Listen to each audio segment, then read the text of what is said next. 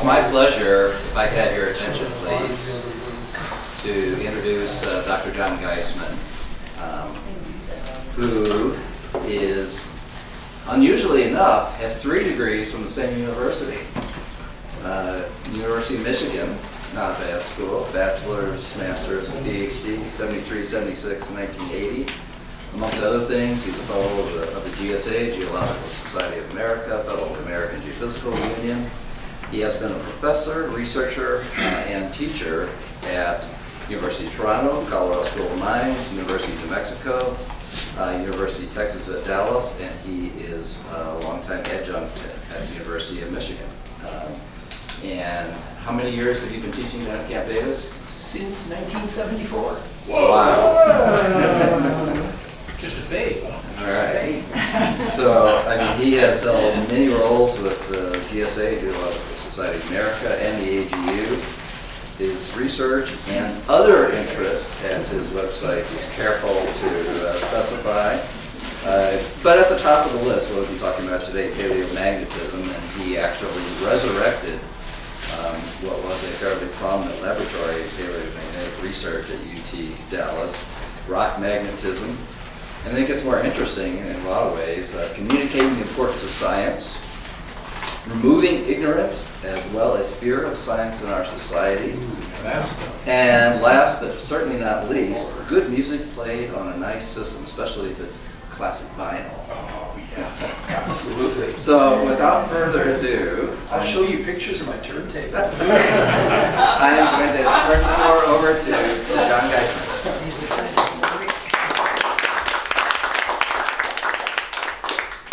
It's a real treat to be here.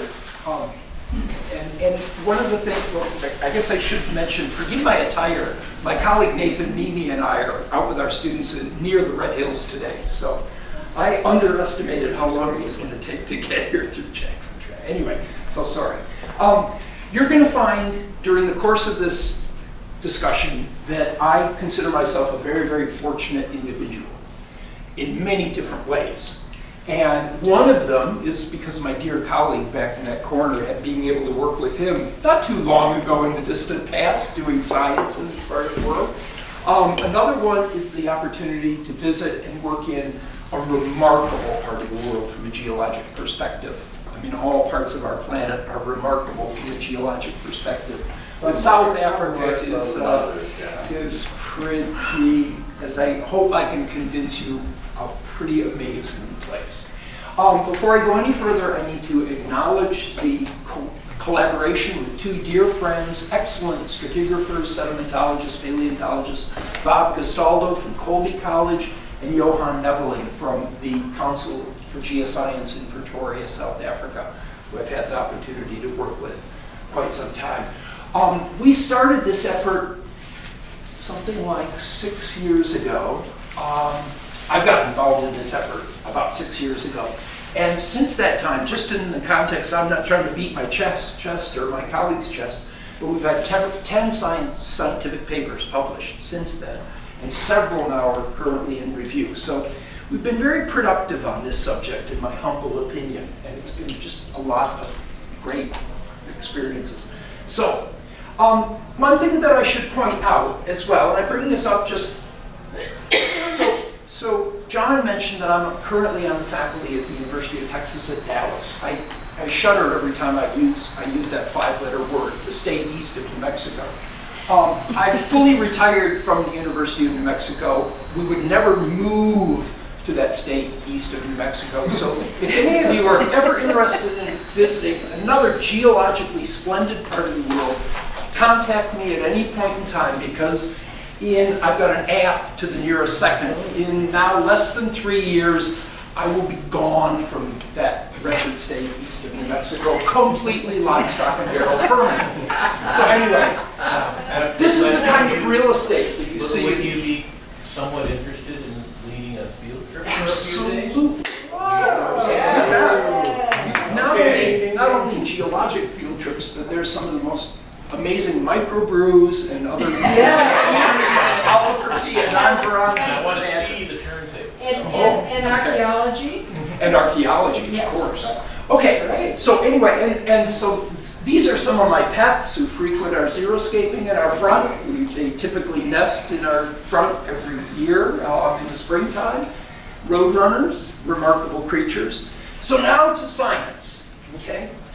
And I think one of the best ways to express science is a quotation from one of the world's greatest writers ever, Nadine Gordimer. Okay, and so now we're in the Karoo, the middle of a gigantic sedimentary basin that began life in the Carboniferous and extended through the early Jurassic, formed as a result of the collision of a number of continental masses along the southern margin of South Africa over a protracted period of time. This is my colleague Johan Neveling. Johan is standing on what for a long period of time has been the inferred boundary between strata of Permian age and strata of Triassic age in this general part of the Karoo Basin. A very, very critical time period in Earth history. That boundary, roughly, to the best of our knowledge now, is about 251.89 million years. It's been very, very precisely determined on the basis of geochronology of ash beds in marine sedimentary rocks that record this transition. Some of you will recognize this as the world's greatest, if you will, time interval of profound ecological catastrophe. And in particular in the marine realm, where it's estimated that about 90% of all species bought it over a very, very short period of time. Right? Workers still debate the origin of this sort of cataclysmic set of events. But what we really don't know about the Permian Triassic boundary is just what happened in the continental realm. We know it very well in the marine realm, but we don't know it very well in the continental realm. That time interval is not very well defined paleontologically, other than by a set of, I'll get to this in just a moment, a set of rather ugly-looking vertebrates, the remnants of which are very best preserved in the Karoo Basin. They've been studied for well over a century now. And more on this in a little bit. So here's my colleague Bob Castaldo. Bob is an incredibly animated, energetic individual from northern Italy. And as soon as you recognize that sort of background, everything about his demeanor fits. Because Bob is nonstop constantly. So here, Bob and I have discovered, this is our last trip in January of 2017, we've discovered a new ash bed in the sequence very, very close to that inferred Permian-Triassic boundary that's presently being dated. More on that in a little bit. So from a general geologic perspective, just gives you a bit of a sort of an overview of what the Karoo Basin looks like, with Johannesburg off to the north, Cape Town is sitting down here, Durban over here, and so on and so on. Oh, it takes you a little bit farther up the coast. But basically we have a sequence of sedimentary units that go from the Carboniferous, Pennsylvanian time, with glacial deposits that are recorded, and then a series of Permian strata, and then finally into a series of Jurassic strata. And as you can see, the overall basinal layout, capped by flood basalts of the Drakensberg lavas that are early Jurassic in age. In the area, the sequence of rocks that we are interested in is the Beaufort group. This is the sequence that was deposited across the Permian-Triassic boundary and is extremely well exposed in much of the Karoo Basin. Okay. As you might imagine, there are lots of other avenues of interest in the Karoo Basin in the context of a very, very thick sequence of sedimentary rocks. So an incredible amount of work has gone into identifying potential in terms of both crude oil and natural gas. That's a subject that we can come back to later on in the discussion. You want to show the diamond mines? Well, the diamond mines, of course, yes, just off straddling the Karoo Basin. Do I have any pictures of Kimberly in here? Let me think. I don't think I do, but we can talk more about it. Yeah, I mean, many of you likely have read some, perhaps a lot, about the history of South Africa from a variety of different ways. And it's safe to say that geoscience has played a tremendous role in the history of this country. You can imagine when the Brits discovered diamonds, gold, and so on and so on and so on, and the Dutch had discovered these beautiful, beautiful, beautiful, beautiful terroirs, not terriers as in four-legged creatures, but terroirs near Cape Town, Stellenbosch, and so on, and discovered this beautiful, beautiful, beautiful sheep-raising country called the Karoo Basin. And then all of a sudden, diamonds, then gold, then platinum, and other things are discovered. Anyway, that's a different story. Socioeconomic and historic. Okay, yeah, thanks. And that reminds me, just anytime, any questions or comments, and so on and so on. So, in terms of these Permo-Triassic boundary sections, there are many really classic ones that have been identified. And I'm going to talk about a number of these. One, the Lewisburg Pass, one, the Thule, and a few others, but they're not, the best sections are relatively few and far between. Some of these, here's Cape Town, some of these dots are actually cities, Bloemfontein, Graaf Reinet, and so on. Another view of the basin. So from a general, broad perspective, when you fold in the marine ecosystems and the terrestrial systems, something really, really, really big happened at the end of the Permian, in the context of the vast majority of marine species being nearly totally wiped out. In terms of, just get this more out of here. Okay, thanks. In terms of the terrestrial realm, like I said, we know very, very little. The bottom line is that we think that plants suffered major ecosystem damage. This is the inferred end of the glossopterid families that Wegener actually used to put the continents back together over a century ago. The tetrapods, we know a major change took place. It seems like they began to flourish to an even greater degree after this boundary, but certainly changed. Lots of other work has been done in terms of geochemistry to trace out exactly what may have happened from an environmental perspective. Yes, sir? I can't read how many millions of years from the bottom to the top of your picture. Okay, excellent. So the Permo-Triassic, this time scale is a bit wrong. So lots and lots of work has been recently done to sort of, if you will, upgrade our inferred understanding of the age. So consider this boundary about 251.9 million years. Right? And that's time interval is 242. So we're well into the Triassic by the upper part of this diagram. About 10 million years. Yeah. Thanks. And of course, you're welcome to take this presentation. You know, if anyone wants a copy, please. Okay, so next slide. So this is what it looked like in the sense of this terrestrial ecosystem in the vertebrates, dominated by these ugly-looking creatures that belong to the Dicynodont, if you will, family, and then evolving into equally ugly-looking creatures called the Lystrosaurids, if you will. And it's this inferred interval, this boundary interval that many previous workers have described as the lamanites of Permian Triassic age.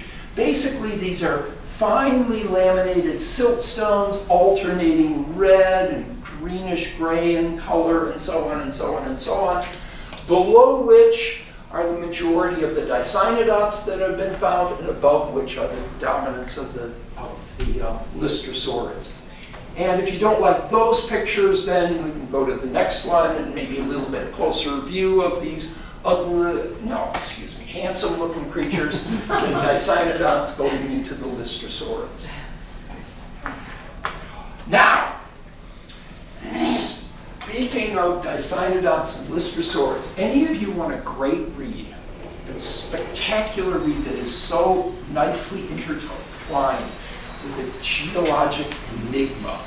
Read Anthony Doerr's Memory Wall. It's a long, short story. Many of you might recognize Anthony Doerr as the author of the Shell Collector as well, more recent work of of his. This is a great read. And I will leave you in suspense. I won't tell you any more, but it is a great read. It is so lovely intertwined with the creatures that I was just talking about. Okay. So this is this laminite interval, the great dying. Many people have referred to it. There's Bob Gastaldo standing on it. There's Johan. Bob, Johan, and I were leading a trip involving some 25 people right before the International Geological Congress, which took place in Cape Town late in August last year. So now, my part in all of this. My interests are the magnetic properties of geologic materials. I love studying the magnetic properties of rocks. Right? And there's a variety of different, if you will, applications of the study of magnetic properties of geologic materials. My work with Bob and his students was tectonic applications, figuring out aspects of the uplift history of the Tetons. Farther to the west of here in Nevada and various places in Southeast Asia, I look at how blocks have been moving around and deforming as a result of different geotectonic processes. This one's all about what is called magnetostratigraphy, measuring the magnetic polarity of sequences of rocks deposited during critical time intervals, like this one, and looking at the changes in the Earth's magnetic field polarity as a function of time. We've learned a tremendous amount. So here's Johan standing in front of a section that we've sampled saying, I wonder what polarity of rocks these are. We've learned a tremendous amount about the history of the Earth's magnetic field and its polarity reversal time. We know a lot about it in the context of relatively young geologic time through work on the ocean floor. But of course, as all of you know, the ocean floor only goes back to the early Jurassic. So beyond that time period, we have to measure the rocks, right? And we've done this over and over and over again. And so you'll hear a lot more as this progression goes on. All right, so speaking of, as all of you know, our planet has this wonderful geomagnetic field, this self-sustaining dynamo that at present state is in a normal polarity state where the flux lines enter in the northern hemisphere and they exit from the southern hemisphere in our planet such that the flux lines are near vertical, near the poles, and nearly horizontal at the equator. What you don't appreciate in this diagram is the intensity of the Earth's magnetic field, which is an entirely different discussion, because over the last few centuries, we, the geoscience community, the geomagnetism community, has gotten a little bit more nervous about what's exactly going on right now. There is a trend, a rather substantial one, of a demise of the Earth's magnetic field that's been going on, and now we have it pretty well documented from a variety of different approaches. The Earth's magnetic field is so weak, for example, that in an area off the east coast of South America, satellites can no longer fly. And that area up where satellites fly is growing in size. Can you imagine if the Earth's magnetic field got so weak that no satellites could fly? I'm willing to bet that things might change. So, stay tuned. But that's a fascinating discussion in and of itself. So what I'm going to be talking about... So is that in preparation for a flip? Well, that's a really, really good question. You can imagine the speculation level is as rampant as absolutely amazing. Some scientists are willing to maybe be a little bit more, I don't know, daring on this subject than others when pinned against the wall. You could easily say, stay tuned. So, we know, for example, there have been time periods where the Earth's magnetic field has changed dramatically in terms of its intensity. So, this is just another viewpoint of a schematic normal polarity field state. The next slide. Question? Yes? How in percent, how big is this change you're talking about? Good question. We are talking about roughly 20 to 25%. This is substantial. Over how many years? I would say if you integrated the best data, a few thousand years. So part of this is recorded, of course, and another part of it is what we call archaeomagnetic, looking at young materials and also measuring young basaltic lavas, for example. Right? So it's a pretty well documented data set. And then, of course, this widening of this hole over South America, the satellites measure that on a constant basis. So, all right. So what the key thing here in terms of magnetic polarity stratigraphy is the evolution of the polarity state of the Earth's magnetic field. It's flipping from normal to reverse polarity.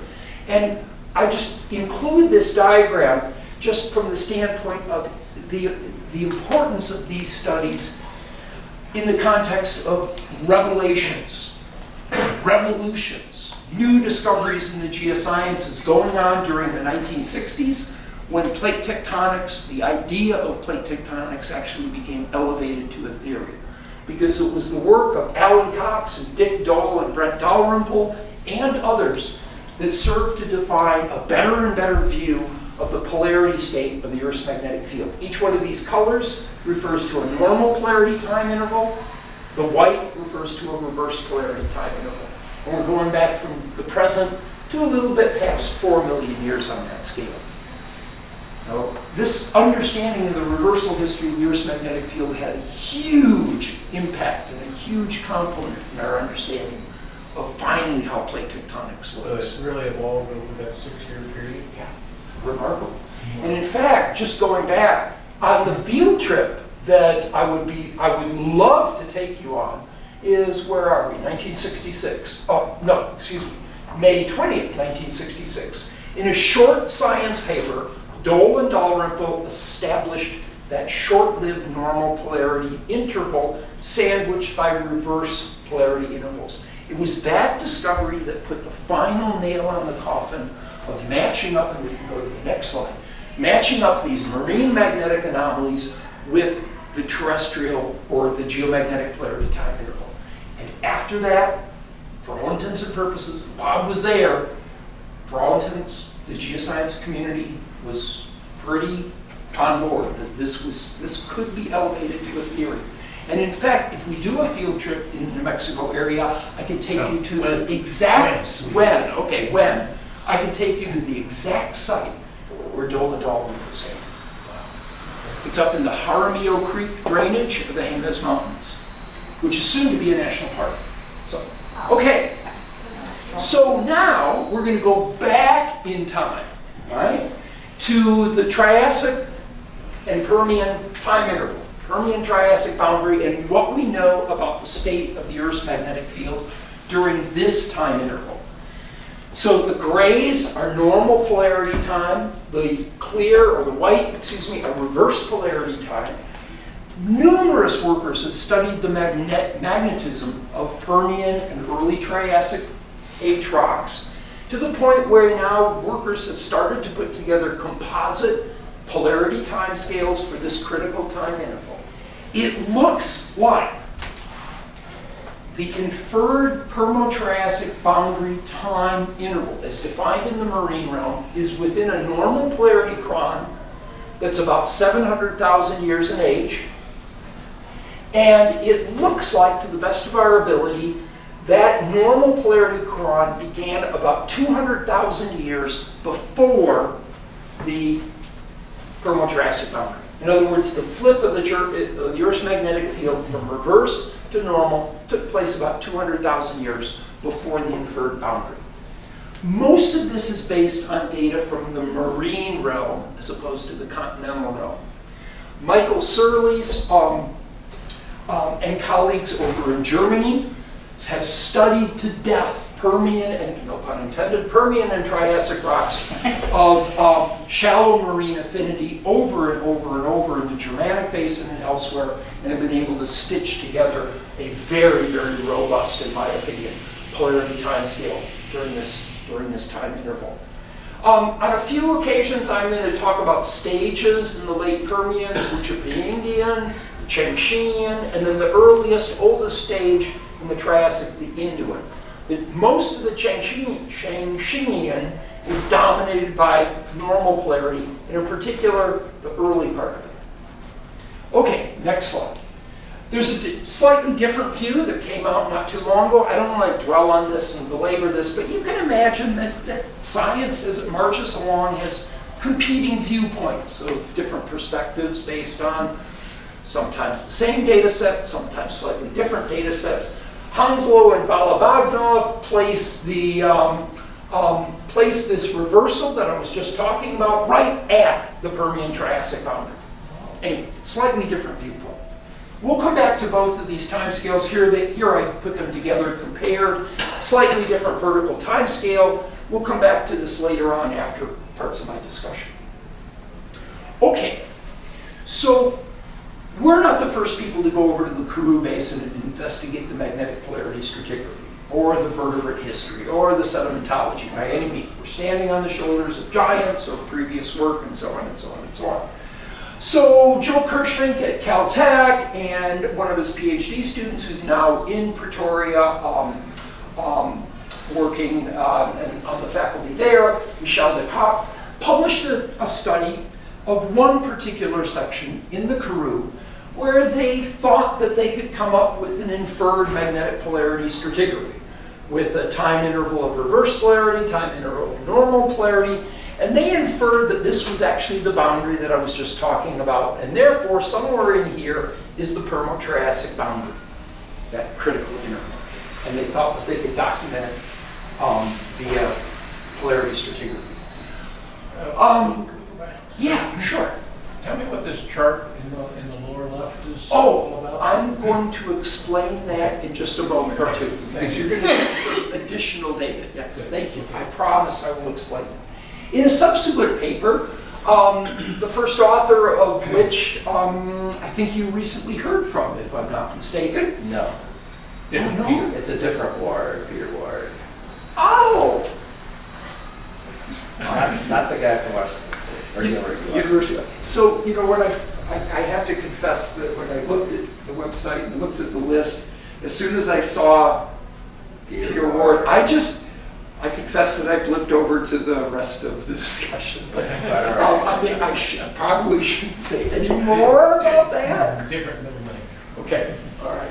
Well, And sure. history, and I'm sure I just, you did one of those. Okay, so Ward and colleagues put together a composite set of data from parts of the Karoo Basin where they thought that they had a pretty good polarity stratigraphy matched with isotope chemistry and so on and so on and so on. And as a result of all of these data, bang, right there is their viewpoint of the inferred Permo-Triassic boundary within a normal polarity interval. Like anything, there's always caution. Okay? First of all of the stable isotope data that they collected for this paper has been demonstrably proven to be completely inappropriate in terms of any form of interpretation, because it's all from diagenetic carbonate material that could have formed at any point since the late Permian into the early Triassic. The other point that I'm going to emphasize, and you'll hear, you might be bored to death with my emphasis on this, is that every single one of these data points that you see in terms of inferring normal and reverse polarity, that's a single hole, a single sample drilled at a particular stratigraphic datum with no additional support about the overall integrity, the homogeneity of the magnetization. And number two, none of the reports by these authors or others where the data were taken from for this compilation, do they confidently demonstrate a reverse polarity magnetization in these rocks? Nothing. No data ever provided. Then there's another kicker, which I'll come to in just a moment. So we can go on. And here's the kicker. I call it the geologic boogeyman for short, if you don't mind. The Karoo Basin and environs is also one of the world's greatest mafic igneous provinces. It's called the Karoo Large Igneous Province. Those of you who like mafic igneous rocks, of in particular intrusive geometries, This is world class. So all of these reds are the approximate distribution of sills, dikes, additional complexes of the Karoo igneous province of about 183 million years in age. This igneous province has been extremely well documented in the literature. Most workers now, based on really high precision age determinations, recognize that this was a very, very quick igneous event, lasting no more than a few millions of years. And all of this is a sort of a precursor to the opening of the South Atlantic. Okay, and if you'd like to see this in cross-section, this is, well, sort of artist rendition, but also bolstered by subsurface information. This is what this network of Karoo intrusions looks like. So imagine I'm interested in, So where did these guys take the samples from? Okay. What I was just going to say is, so imagine we're interested in the magnetic stratigraphy of these rocks in Permian and early Triassic age. What is the potential for this large igneous province, injected at various different stratigraphic levels, as you can see, for thermally modifying these rocks too significantly? Right? Obviously, somebody looking at the Karoo Basin is going to ask the exact same question from the standpoint of thermal maturity of the sedimentary rocks. Duh, you can imagine. This has been a topic of considerable interest. Okay, so that's what I mean by the geologic boogeyman. The other part to it is at the same time that sedimentation is going on farther to the south, you have the Cape Fold Belt. So Cape Town is sitting over here, and the Lesotho Highlands, where the extrusive equivalents of these rocks are very, very well preserved, as the Drakensberg lavas over off to the north. So it's sort of a double whammy. Orogeny and also widespread magnetism. So, other workers clearly demonstrated the fact that these rocks had been completely remagnetized. My former advisor and one of his graduate students published in 1986 a paper on rocks in the Cape Fold Belt demonstrating that they had been remagnetized in the early Jurassic. This is in Permian rocks. Again, I'll come back, I promise, and I will explain these diagrams. So, anyway, other workers have used a variety of different rock magnetic perspectives to try to investigate the thermal history of these materials, looking at drill core, looking at sedimentary rocks captured in the drill core. So here's one example of work from Leonie Marais, who's in the Council for Geosciences as well. Here's sedimentary rocks, a sill, sedimentary rocks, a sill, sedimentary rocks, another sill, sedimentary rocks, and so on. All of the dots represent temperature estimates.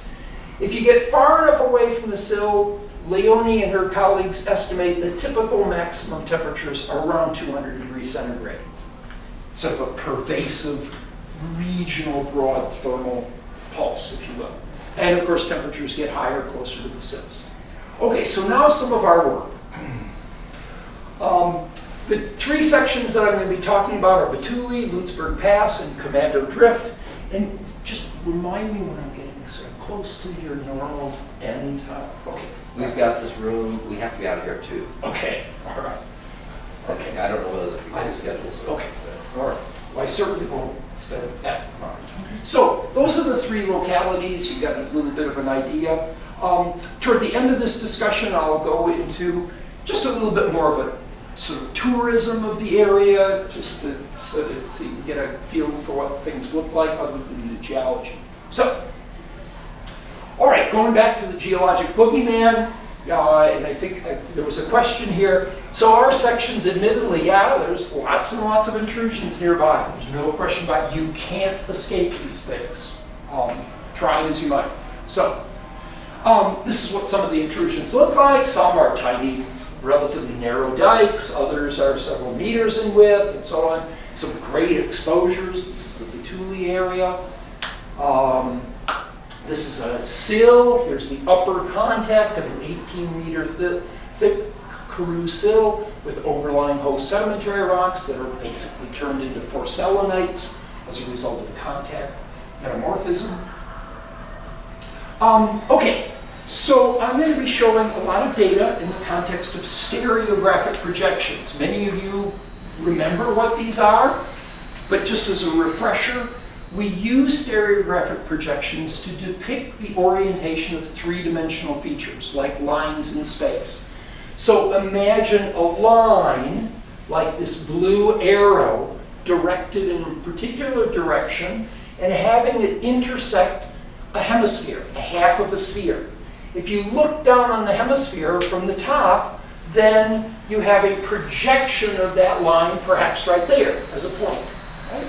The same thing is true with a plane that would project on that lower hemisphere. And if you look down on that lower hemisphere from above as a two-dimensional feature, then you see actually a curvilinear line, as the intersection. Right? So you're going to see a lot of these stereographic projections. I will explain them on a few occasions as I start showing data. And so the next slide, speaking of data, is an important one. Okay. So this is a projection, stereographic projection, or equal area projection. North is to the north.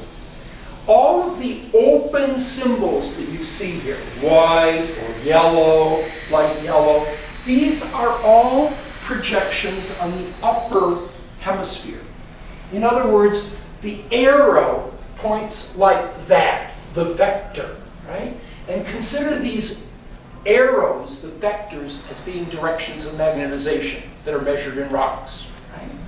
So all of these data, right, that you see here in the squares, those come from the Karoo sills in our general sampling area. I and another colleague are working on that from a slightly different perspective. And this diagram is now part of a paper in review on work on the Karoo sills. They're all of what we call normal polarity, but because keep in mind, South Africa is in the southern hemisphere. And so the Earth's magnetic field is pointing up, not down, right? These are all of normal polarity. Right? The data from a couple of the sections that I referred to earlier by de Kock and Kirschvank and Ward et al. And so on, those are the directions of the magnetizations that they were getting from the Karoo sedimentary rocks. Very similar in direction. Very, very similar. These two large symbols, these two that are open, if you will, and these two large symbols that are in gray, these are expected geomagnetic field directions for the late Triassic and for the early Jurassic based on global data. You take all of the continents, you take magnetic data from all of the continents, old magnetic data, you reconstruct the continents in a global framework, and then predict what the Earth's magnetic field would look like at any particular location. So those are the predictions. Early Jurassic, it stands to reason. Yeah, the Karoo directions are very, very similar to this global, that's what the G stands for here, the global geomagnetic field prediction. And here is the time period right at the Permo-Triassic boundary. And then these are just simply the inverted directions, reverse. John, are these all upper hemisphere or lower hemisphere? Yeah, thank you, Bob. So the closed symbols, I was just going to get to this as the last point. The closed symbols are reverse polarity. They're directed to the southeast and down. And I know that's intuitively doesn't make sense because we're living in the northern hemisphere, but remember, we're talking about results from the southern hemisphere. So, Question on that though, what was the latitude roughly of South Africa today, and what was the change in orientation? Yes, very, very good question. So we're going to get around to this later on. Okay, No, that's okay. Fortuitously, since the Permo-Triassic, South Africa hasn't moved much at all. It really hasn't. And rotationally? No, very, very little. And in fact, an even bigger bugaboo, now that you bring up the question, is the present day Earth's magnetic field for South Africa. It's right there. The present day. So it's exactly the same as the Permo-Triassic and the early Jurassic for all intents and purposes, which complicates matters to an even greater degree. But again, think normal polarity, northwest directed and up, reverse, southeast, and down. Okay? Okay, so this is part of our old Lewisburg Pass sampling section. This figure came out in Bastaldo et al., and that number is wrong. Forgive me, that's 2015. Slip of the finger, and so forgive me. So this is part of our section in what is called the old Lewisburg Pass area. You're going to see some data from here, lots of data.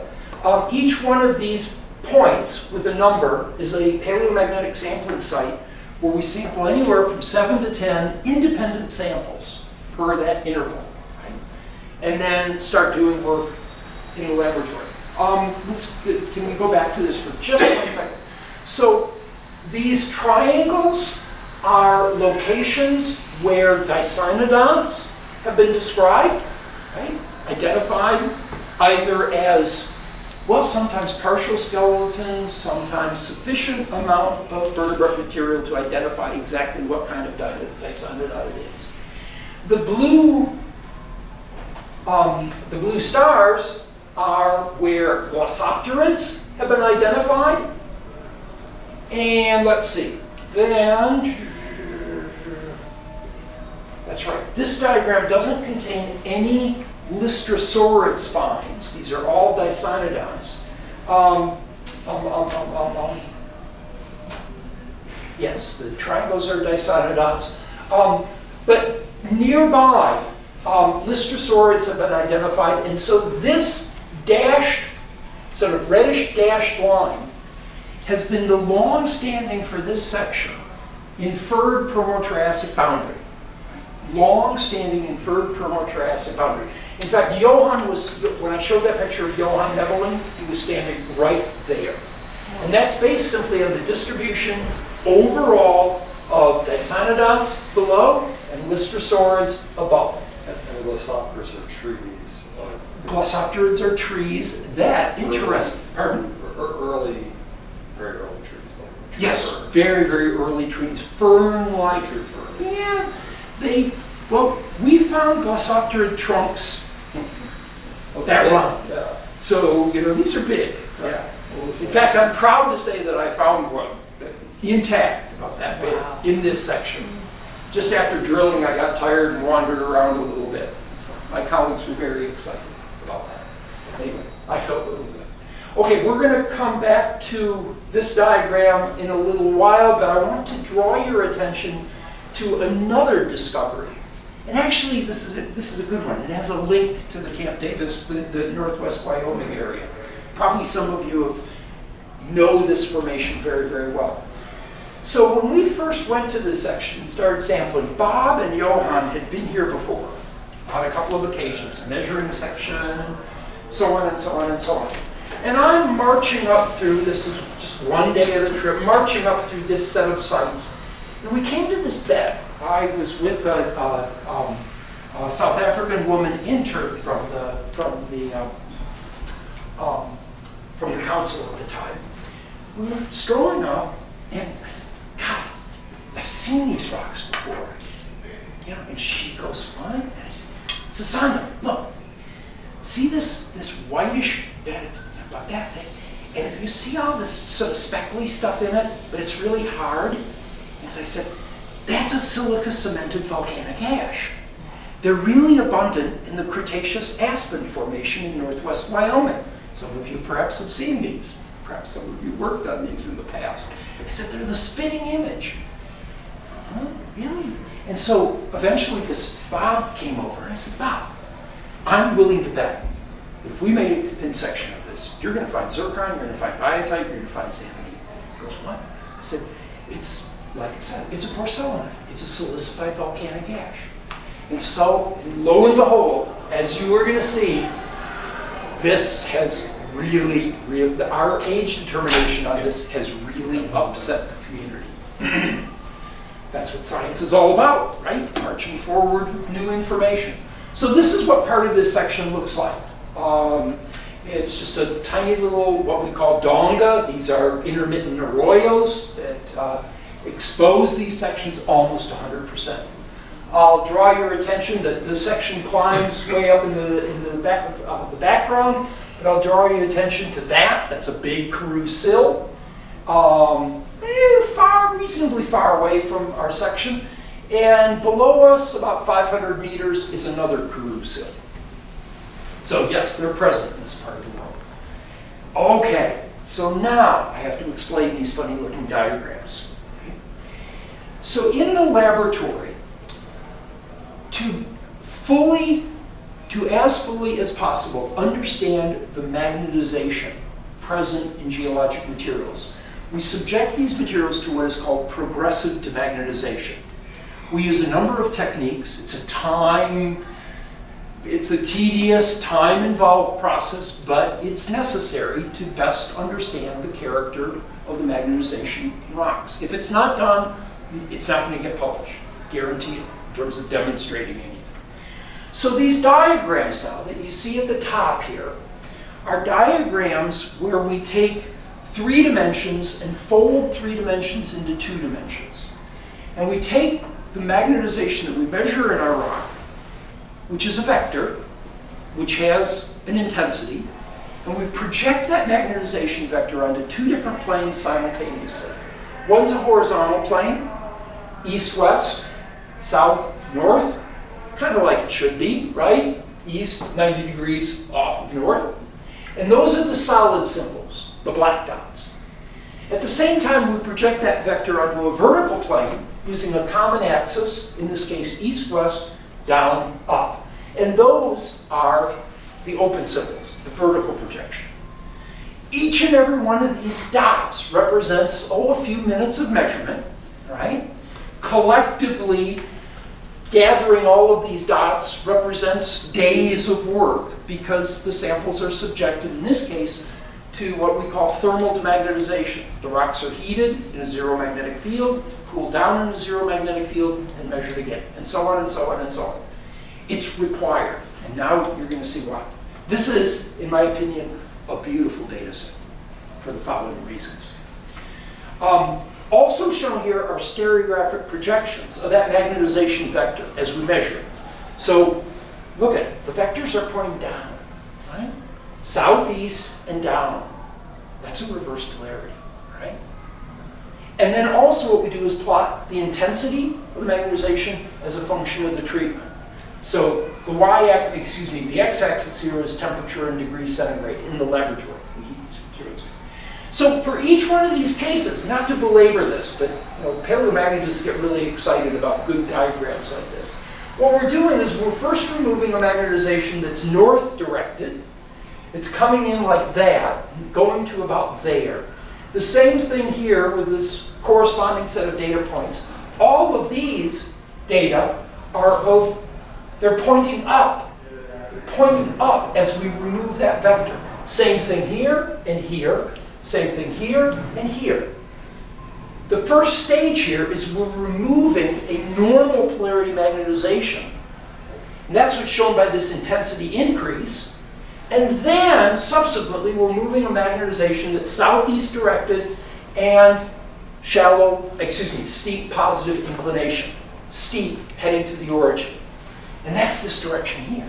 And that's this interval of demagnetization steps. And again, I don't want to belabor this, but the point here is that this demonstrates convincingly that we can remove a normal polarity magnetization that is in all likelihood related to the Karoo intrusions, Jurassic age, and we're left with a reverse polarity magnetization that interpretively is early acquired, primary, right? And that's exactly what we want to see in some of these rocks, right? In the sense of a reverse polarity interval being preserved. Does all of that make sense? Otherwise, say for example, if we just removed a magnetization that was northward and negative, up here, all the way down to the origin, who's to say what it is? Is it a normal polarity early acquired magnetization, or is it a normal polarity magnetization that's not related to nothing but the Karoo intrusions? So, okay, now, The next several sets of slides are just some of the examples of what we do in the lab in terms of lots and lots of data being generated. You can flip through until I tell you when to stop. Now. Okay. So those are just examples we do. This is just an enormous amount of work. Thousands of samples have been collected in this section and others. So WLP 17, just a few meters above where that ash was discovered. And, you know, out in the field, You're talking about your new thin one? the new thin ash, right, in that section. Yeah. Are you saying that in the sample there are spins that are like little molecules aligned in two different directions, and you're finding out those two directions? Excellent. So I'll back off by saying first that these geologic materials we're sampling you can consider as weak magnets, right? Because the array of the small by volume array of very, very small grains of magnetite, silt size, that were deposited at the time the sediment was deposited, right? Detrital, if you will, detrital materials. And it's been shown extensively in the literature that all it takes for silt-sized magnetite particles to align themselves with the Earth's magnetic field flowing through an aqueous medium is a vertical distance of about that. So the acquisition of this, if you will, detrital magnetization in rocks like this, these are all siltstones, can be very powerful. Right? So we're not talking about we're talking about molecules. We're talking about Fe3O4 as silt-sized particles that have been partially, their magnetization has been partially modified by a thermal overprint during the Jurassic. That's my interpretation. Yet, at elevated temperatures, they contain an earlier magnetization as well.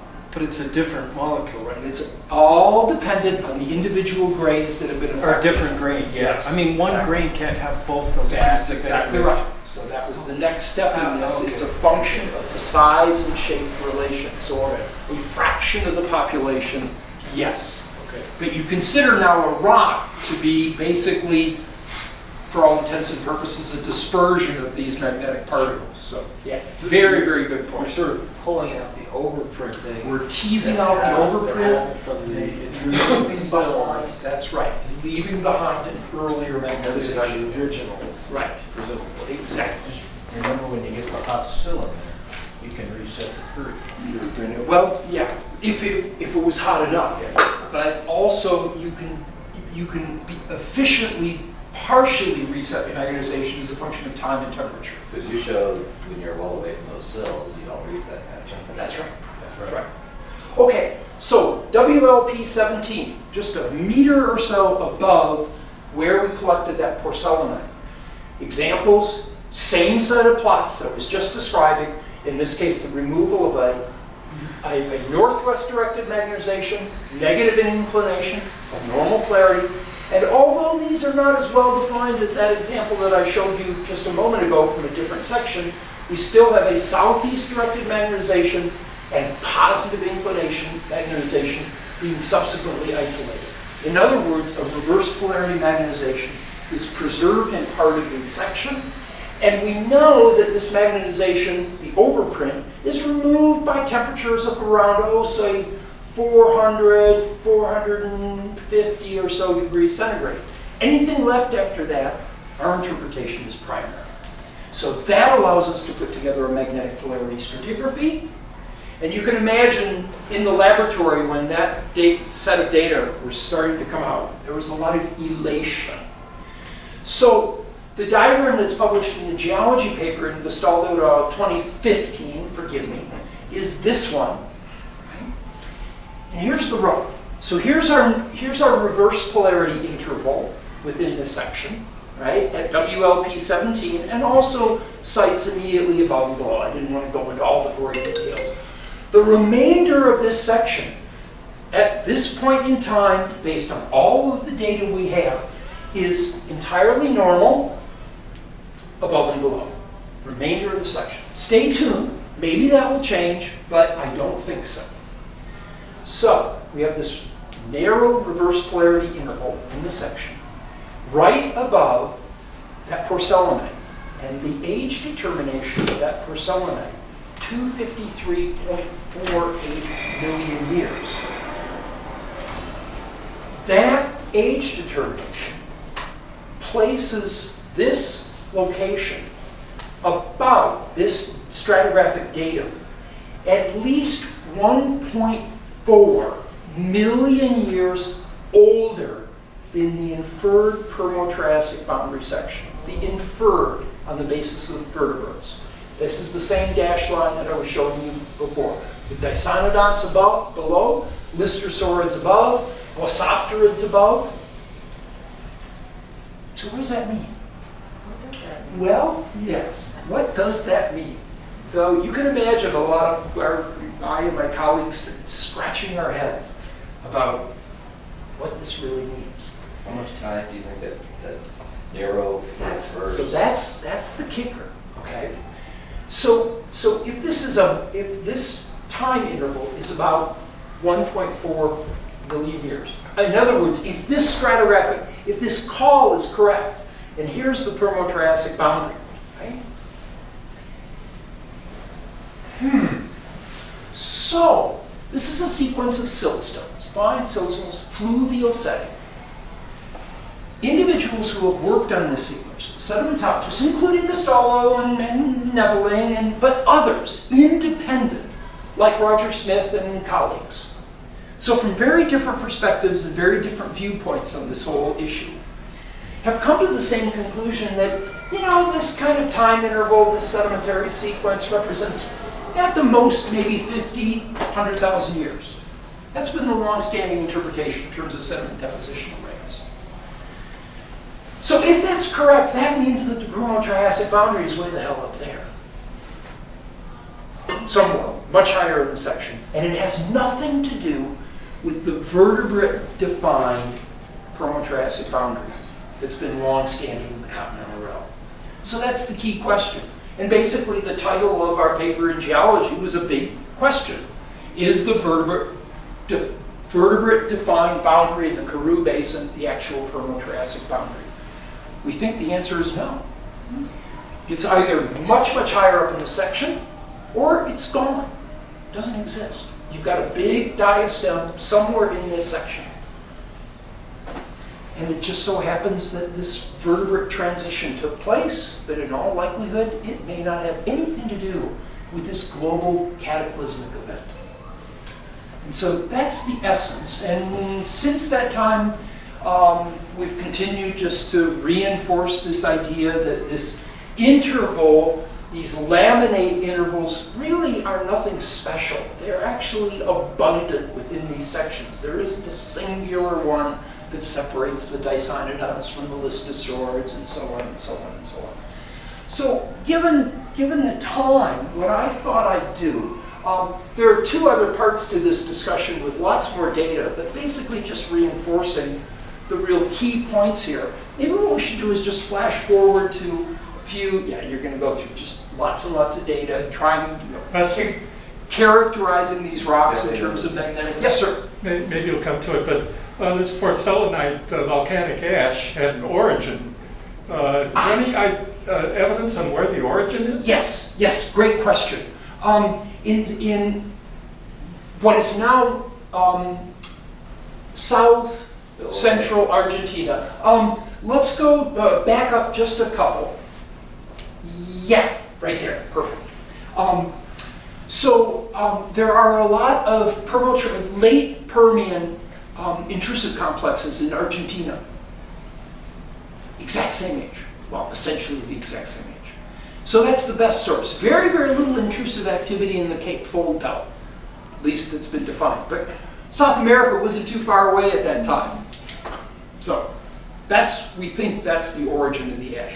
And subsequently, we've now identified 6 additional ashes in different sections that are now being worked on for uranium lead age determination. Is there an igneous province or some kind of big volcanic area in Argentina to go with that? Yeah. Yep. It's been paleomagnetically sampled. You have to forgive me, I've forgotten the name, but yes.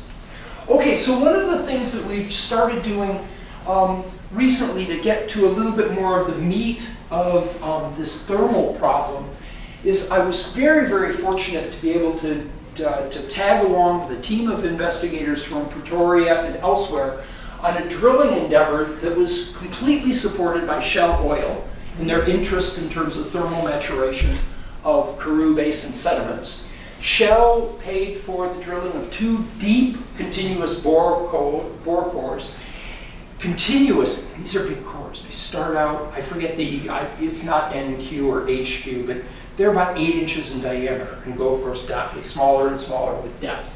So this core, KWV, go to the next one, is over 2,000 meters in depth, continuous core. Here's some examples of it with one of my colleagues from the National Core Report repository in South Africa.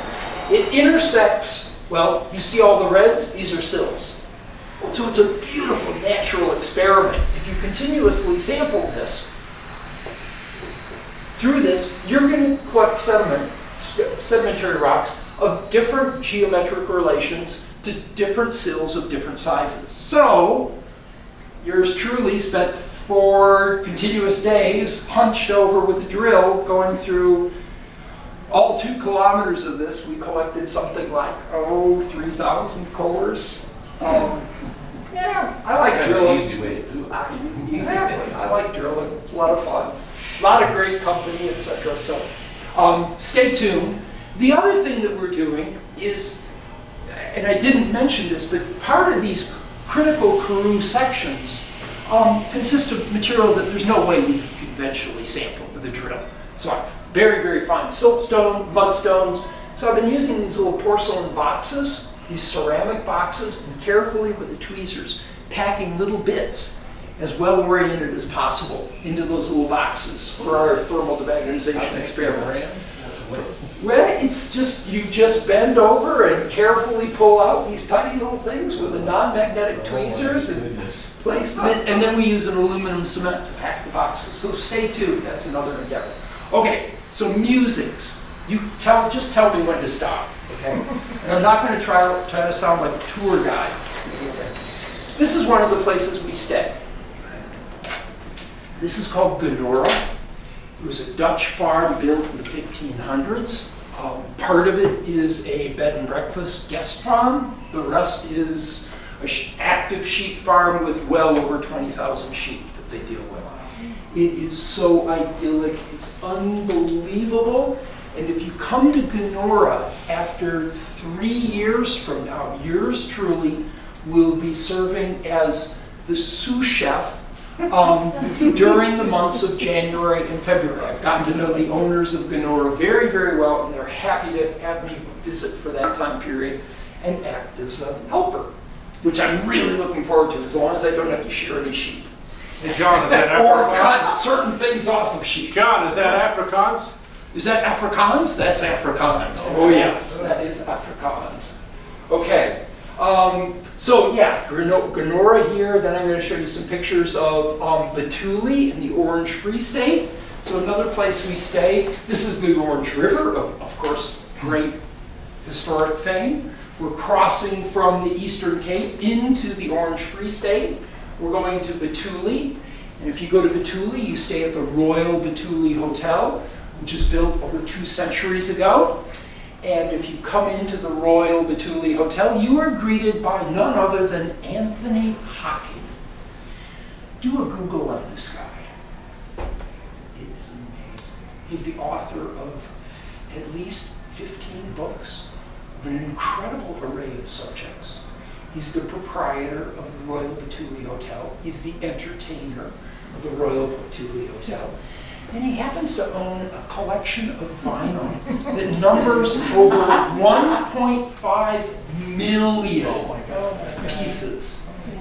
He used to spend a part of his life, and we learned all about this during breakfasts and dinners, he used to spend a part of his life driving from Batuli to Cape Town or Pretoria or Johannesburg during the time interval where nobody gave a damn about a piece of vinyl.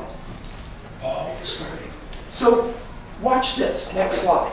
So that's part of it, right? You walk in and you get to read about him and his colleagues. Only one question, does he also have a wine cellar? A modest wine cellar, yes, I know, but it is a nice bar. It is a nice bar, and he's a good wine connoisseur. Are those albums alphabetical? I'm kidding. Well, they actually are pretty damn well organized. Now, get this, check out the next slide. That's all the same thing, of course. It's like, this is crazy. Anyway, my wife, who keeps on yelling at me that I collect too much shit, if she came into this place, I mean, she'd just tear her hair out and start shooting people. Anyway, next slide. And of course, the wildlife. You allowed her to go there, is that it? No, she may visit Genora in a few years. The wildlife in this part of the world is just amazing, just to die for. Various forms. There's tortoises everywhere. They're very, very friendly.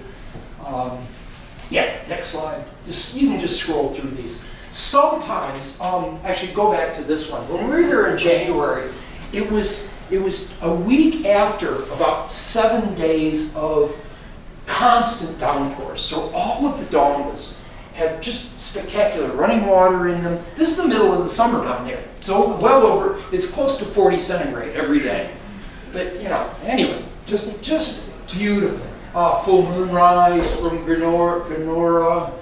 Lots of odd plants, blah, blah, blah, blah, blah. More waterfalls, old dwellings, lots of old history. This is Sasanda, the intern from the council, in the cabin that we stay at in Genora. Wildebeest playing with one another. Big lizards, monitor lizards all over the place. This is downtown Batuli, right in front of the Royal Batuli Hotel, and some of the local clientele walking by.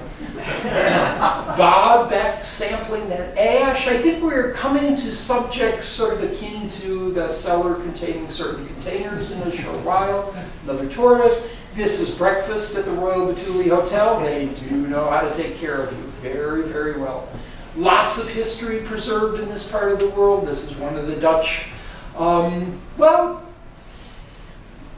Dutch activists during the Boer War. This is a microbrew in downtown Pretoria.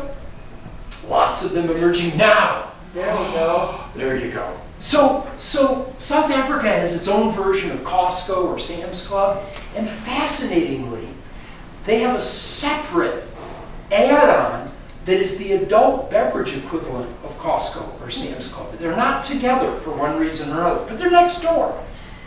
This is an aisle of nothing but pinotage. Yes. Oh my God, and do they know how to make liquids that go into bottles of that And you shit? will never see it in this country easily. It's tough. Yes, it is. It's indeed tough. But oh my gosh, to die for. And then the last part of this is, I'm nearing the twilight of my academic career. I've got 3 years left. That's enough. I want to get somebody else involved in taking over our paleomag lab at that institute east of New Mexico. So this is the last batch of my students, most of whom are PhD students, and actively finishing because they know that I'm gone, not too long in the future. And let's see, next slide. So if you haven't, so here's Nathan. Many of you know already, and you'll see again soon. And the ugly person there, you know who that is. The person in the middle, if you haven't invited him, this is Dave Moak. He's a retiring faculty member at Montana State. Definitely get him down here. Dave marches to the beat of a different drummer. We grew up together as undergrads and grad students at the University of Michigan. Dave went on for a complete career at a single institution, Montana State. I did mine at a number of different institutions. But we share one thing in common. So the next slide. Within a few years, so this is the New York Times book review of bestsellers. The date is sometime October 2021. Dave and I, the goal of Dave and I is to, and we're actively writing this right now. And we're actively seeking out a really good lawyer. New York Times might have something to say about this slide. So stay tuned. Yeah, and This is a charter school. I think that's the last slide, or maybe there's another just like oh yeah. This is a view. This is a view from Kenora. That's Compassberg. That's the highest point in South Africa. And my goal is to get to the top in about 3.5 years. So thank you very, very much.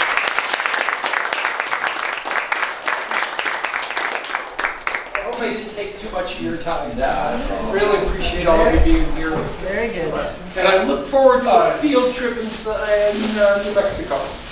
I take it there's no similar type of study done in the North Hemisphere because there's no wine mine?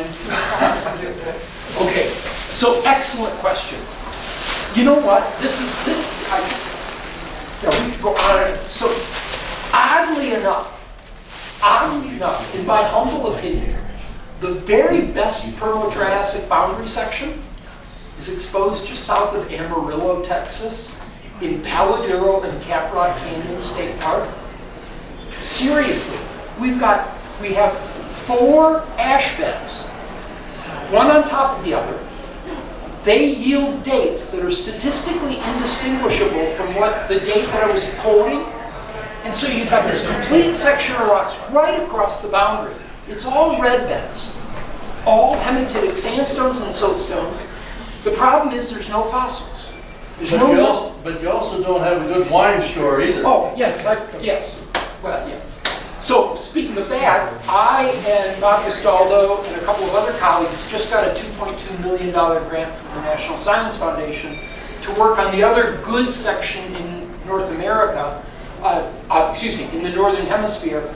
This one's in Western China, in the Xinjiang province, on the south side of the Bogdashan, in the Turpan Basin. Oddly enough, in 1996, I and a couple of other people were over there working on that boundary section. Well, we ended up in house arrest in a little town called Jimsar for over 2 weeks, not knowing what was going to happen to the rest of our lives. Yeah. That's another reason I feel very fortunate. When you do it I'm in no China, longer that's there. what happens. So anyway, we're going back there starting next summer. How did you get there? Pardon? How did you get there back then? Well, it turns out that the long and the short of the story was that our Chinese colleagues didn't work out appropriate permission for us to be in this part of the world. Heard about that, but You fly from Beijing to Urumqi and then you drive. Urumqi is the capital of the Xinjiang province. we used to have charter military. Right, we've had a geologist break his neck out there, and he had to get on a flight and hold his head until he got back to Beijing. Big car accident, I remember that. Which is Yes. not a new China. You apparently have eliminated a catastrophic thermal event Yeah, or a catastrophic magnetic event right, to explain this transition. right. What are the other possibilities? The key possibility, I think, and the working hypothesis now is that there's a primary magnetization preserved in those rocks. You just have to be very careful in the work. And one of the sections, the next section I was going to show you is, in my humble opinion, even better in terms of demonstrating that, that polarity stratigraphy. Yeah. Were you So asking there is- that, or were you talking about the extinction? The extinction. Okay, I'm sorry, I misunderstood, forgive me. Yeah, well, so I didn't really eliminate a magmatic event because the Karoo is much younger. It's 183 million years. So, there's no question that the Siberian trap volcanism had some role in that extinctional event. I think most workers are pretty convinced that we don't have any evidence of any bolides being involved at that time. Though it has been argued. Oh, it has been argued, absolutely. I think I look at this event from a global perspective, in the sense that if you think about this is the sort of perfect setup for a cataclysmic event in the marine realm, because at that point in time, what's the freeboard of continents? It's huge. There's no seafloor spreading going on for all intents and purposes. One supercontinent. One supercontinent. We've got these broad, big, wide, broad, shallow marine shelves that are incredibly susceptible. And then all of a sudden you maybe combine some sort of event in the marine realm that is a response to that unusual global framework, and the Siberian traps come along and voila. It's the perfect mixture. That's kind of my thinking about it, but I like to think about it in the context of just sort of global plate tectonics and how unusual this time period really is. When you get right down to it, seafloor spreading activity couldn't be substantial at that time. It just couldn't be. So are you comfortable with Wignall's summary? Yeah, to a degree. Yeah. He wrote the book that some of us read the worst of time. That's right. Which was about it didn't just happen at 252. It started before it went through the Triassic. Sure. Yeah, in terms of course, recovery and so on. So, yeah. I mean, obviously, Pangea didn't come together, a few years before the cataclysmic event. This has been going on. Documented that. So, I just think that overall setting was just right. But one thing we do know pretty with good assurity now is that the Siberian volcanism didn't last a very long time. Maybe that was just the crescendo, so to speak. So, yeah. A wildlife biologist told me recently, with regard to magnetic fields, that, like for instance, the fox goes for the kill, usually pointing north. And they've done studies on that. I mean, it's like 60%. I mean, Interesting. something like that. So my question to you is, in your research, is there anything you can say about animal behavior? Oh, sure. I mean, we know that cranial activity constantly is secreting fine magnetite particles. We've got a lot of it up there. I don't know if you're aware of this, but workers have sort of convincingly demonstrated that dogs, when they do a certain bodily activity, like to be oriented north-south. So, yeah, there is no question that the Earth's magnetic field is capable of influencing behavior. Yeah. You think he's determined? Bob. Say this. I'm going to bring you guys back home a little bit. Where was We the have a earthquake, paper Bob? my co-author here, John Geissman, and I, and my student John Bird wrote, called The Teton Fault: Wyoming Topographic Signature, Neotectonics, and Mechanisms of Deformation. And we took paleomagnetic data. And I have to tell you, John, I was floating above Dead Man's the other day. And those boreholes are still visible. The Park Service hasn't seen them yet. Maybe I should hike down and fill them in. I filled them with dirt once, but anyway. I'll tell you what. back. And if you guys want this paper, it's Yeah. a very kind of the paper on the mechanism of Teton Fault. I have a copy of it if anybody wants it. Well, you want to send it out by email to them. I got digital copy. You know, I've got it here on my phone. Bob, that's a good point. Yeah, probably in jail. One of the things that amazed me, here we were, a group of us over in northern Scotland. Every time we got to one of the prime spots for whatever, there's all these holes in it. And it's like, come on, geologists, can't you do something else, somewhat else? There's It's a little embarrassing, quite frankly. There are certain circumstances where, yes, indeed, there's absolutely no question. But say, for example, one of the tectonic-related studies I did with a couple of students is across the Hoover Dam area, the old road across Hoover Dam. I challenge you to find any of the nearly 2,000 holes that were put in there. We filled them all in with a red color match cement. You can't find them. No, and in fact, when we were doing the sampling, I had gotten permission from the Bureau of Reclamation, we explained what we were gonna do. At the end of the first day, we just figured, okay, there's some daylight, we're gonna start patching the holes. And all of a sudden, one of the BLM troopers comes up, flashing, blah, blah. We knew you guys are here, but we heard rumors that you're painting the rocks. And all of a sudden, he says, painting the rocks. And then he looks and he goes, you're filling in the holes. I go, yeah, that's with color match cement, just the holes themselves. He goes, you didn't have to do that, quote unquote. And I said, yes, we did. Yes, we did. Just a footnote, for anybody that's ever done paleomagnetic reconstruction, you have to have the patience of Job. Oh. Not only to collect all these samples, but then to get them all oriented properly and then demagnetize them and all this. So the number of I mean, I look at that and I can see where you have, I'm amazing you have that much hair, quite frankly. Well, it's rare. But, I go ahead. have a question.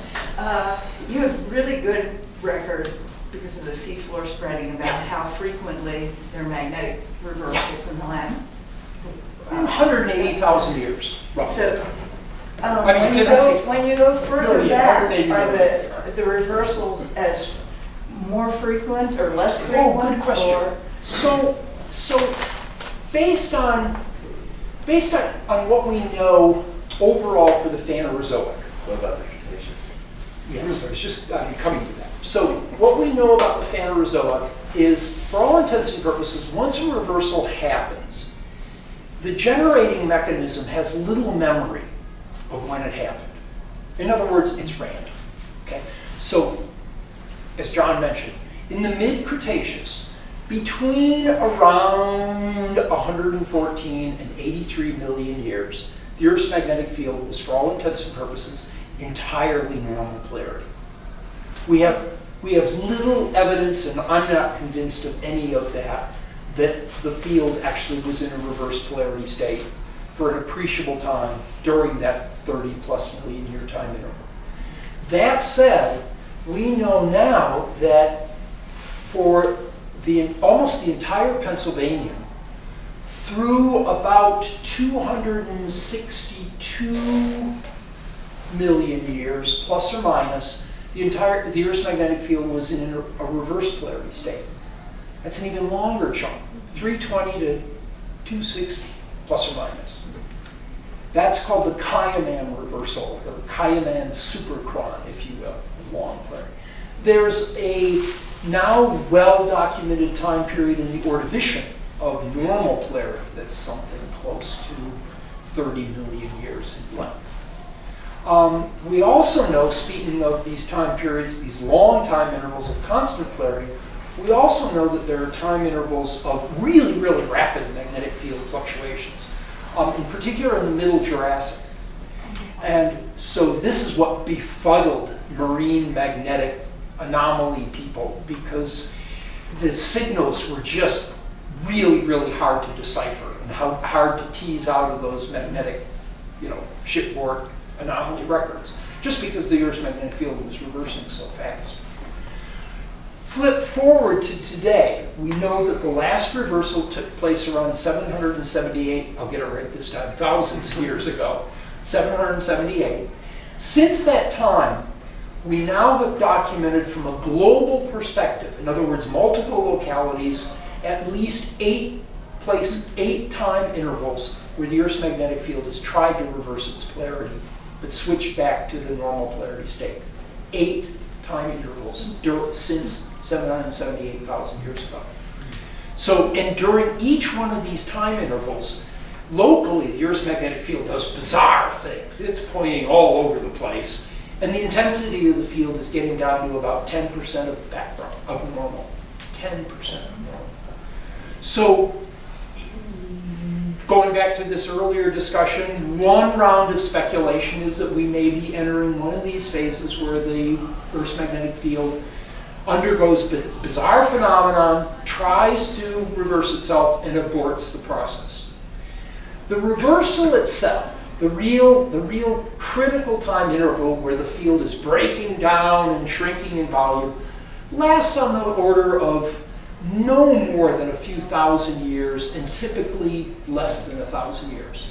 To the best of our ability, when we have these well-documented and continuously deposited marine sediments, whose ages you can, whose time durations you can infer on the basis of, other independent But when estimates. it breaks down, do we have any protection from the sun? Well, that's the whole point. There aren't massive extinctions though. No. Yeah, that's the weird thing. So- You would think that And the working conclusion is that these are too short of time intervals to really, Are there any data which would indicate during the reversals of extensive volcanic actions throughout the world would be a, I'm not aware of anything. would be a potential I'm not- trigger as well? Sure. But, sort of the flip side is, if you think about this long reverse polarity interval that I was just describing,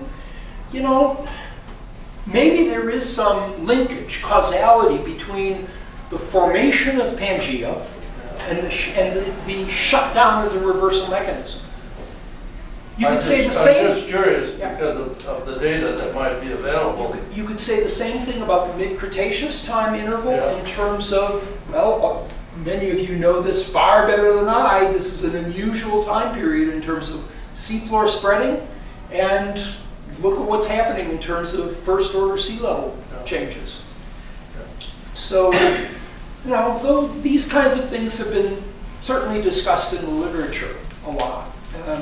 What we think we know about the reversal mechanism is that this originates deep within the lower mantle as a result of interaction between the lowermost mantle and the outer circulating liquid core.